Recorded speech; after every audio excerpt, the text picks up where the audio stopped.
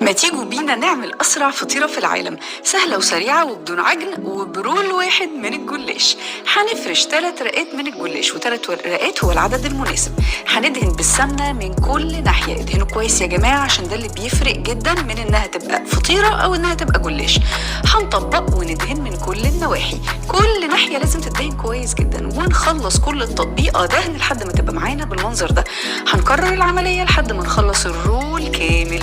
هنحضر طاسة، وفي الطاسة دي على نار متوسطة هنحمر الفطيرة بتاعتنا من كل الجوانب لحد ما تبقى باللون الذهبي الروعة ده. ومكانها هنحط شوية لبن وشوية عسل ورشة جميلة من الفانيليا. هنخلي كل الكلام ده يسخن مع بعضه، ونيجي هنا في طبق التقديم نقطع الفطيرة. أنا بحب أقطعها، تقدروا تسيبوها سليمة زي ما هي، بس أنا بحب أقطعها على قد القطمة، وبسقيها بخليط اللبن اللي أنا عملته وأقلبها لحد ما تتشرب منه كويس جدا. باجي قبل التقديم وأحط شوية عسل زيادة على